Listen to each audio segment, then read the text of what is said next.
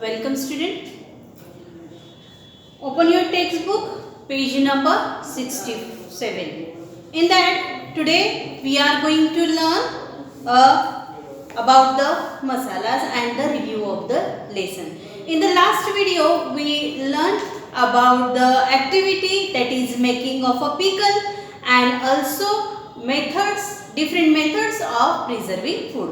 मागच्या व्हिडिओमध्ये आपण अन्न सुरक्षेच्या वेगवेगळ्या पद्धती बघितल्या, त्यानंतर लोणचे बनवण्याची कृती बघितली, त्यानंतर प्रिझर्वेटिव्स म्हणजे काय हे बघितलं आणि त्याची उदाहरणं पण बघितलेली आहेत.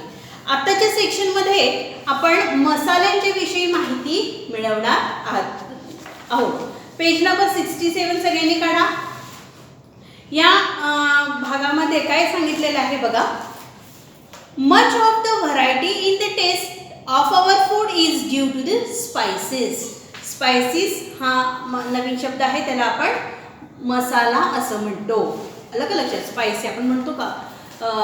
स्पायसी जेवण म्हणजेच काय? मसालेदार जेवण. ओके, म्हणजे प्रत्येक पदार्थाला किंवा अन्न पदार्थ आपण जे बनवतो त्याच्यामध्ये आपण मसाल्याचा वापर करतो आणि त्या मसाल्याचा वास त्याला आल्यामुळं तो पदार्थ चांगला चवीदार बनतो. Every spices has a different flavor or the taste. प्रत्येक मसाल्याचे घटक तर तुम्हाला भरपूर माहिती आहेत, बरोबर आहे. जसे धने, जिरे, तीळ, लवंग, काळी मिरी, बरोबर आहे, दालचिनी. तर या सगळ्याचा प्रत्येकाचा वास आणि टेस्ट काय आहे? वेगवेगळी आहे. They have strong taste. त्याची जी चव आहे, हे मसाले कसे असतात? गरम स्ट्रॉंग टेस्टचे असतात, म्हणजे अतिशय तीक्ष्ण चवीचे असतात.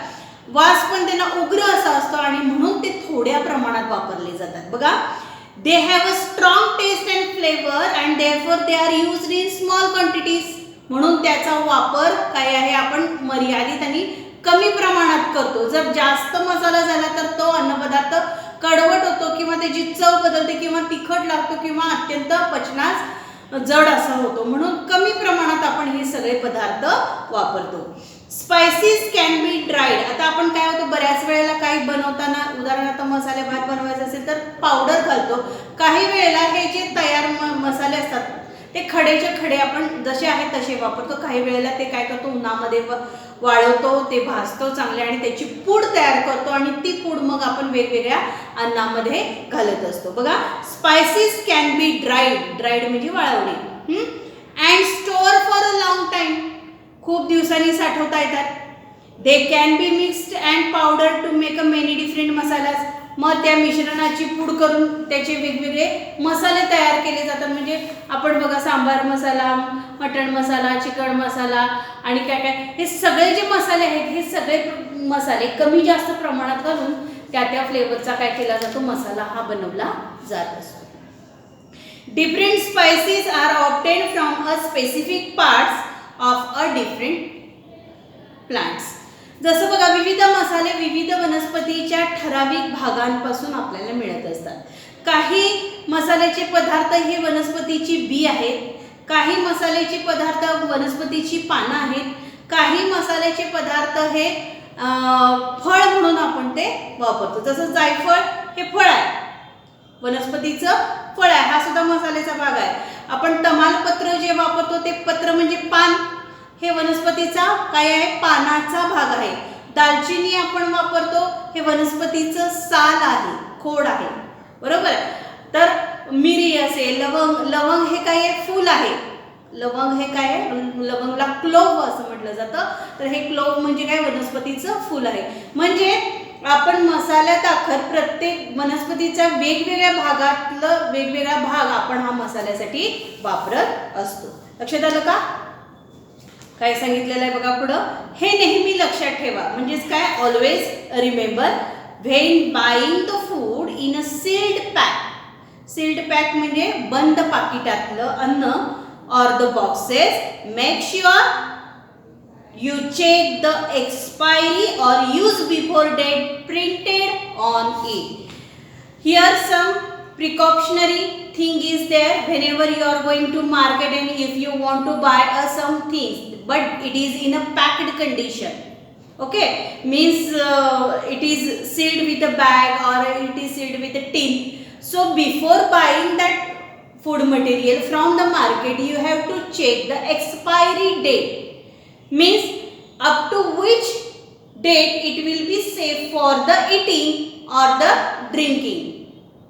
So that kind of preservatives are mixes with the food material which kept inside that bottle or the box. After the expiry date, the food stuff inside that box or the tin may spoil, or it is not good for the health. So avoiding to any damage to our body due to eating such a expired food, we have to make a alert of yourself that whenever you are going to market, you have to check the expiry date of that food material so that it will be consumed you in a safer manner.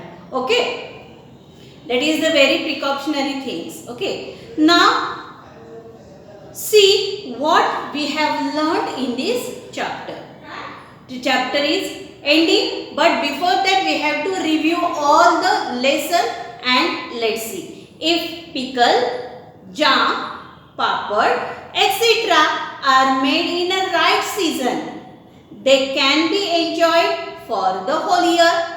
So student, we all learned about the when we are making jams, papad and other sand cake. Okay. So for making these things, we have to take a right season. For example, pickles and jams are made in a dry atmosphere. Okay. Means in a summer season, you have to do this activity so that it may be dried properly and you can use this food in a whole year. Okay. Now, if air, water and warmth, it is the second point is about the growth of the microorganism. Okay.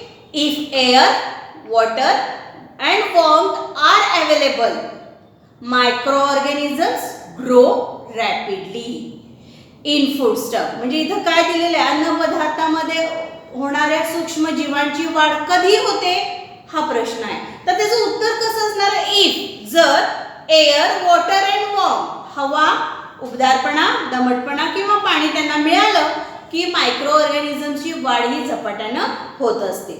Some micro organism cause the food stuff to get spoiled.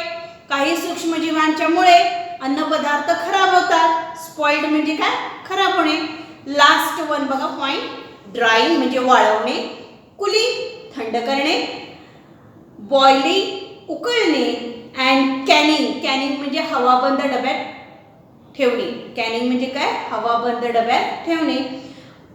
As also adding preservatives, त्यानंतर परिरक्षके वापरून अन्नपदार्थ टिकवण्याच्या विविध ज्या पद्धती आहेत ह्या सगळ्या पद्धती आपण अभ्यास केलेल्या आहेत. लक्षात आलं का? या टॉपिकमध्येच आपण 2 ॲक्टिव्हिटी केलेल्या आहेत. एक चपातीच्या तुकड्याची केलेली आहे, त्याच्यामध्ये growth of the micro organism, कशा पद्धतीनं फंगस ग्रो होतो हे आपण पाहिलेलं आहे. आणि दुसरी जी ॲक्टिव्हिटी पाहिली आहे ती आहे making of pickle. So student, you have to write these both activity in your practical book and write the answers that mentioned there according to reading or doing this activity. So in this way student, we complete the topic number 13 which is in English, and along with that you have to write the new words of this lesson that in your notebook, and after that in the next video we will do the exercise of this lesson. Till then, good day.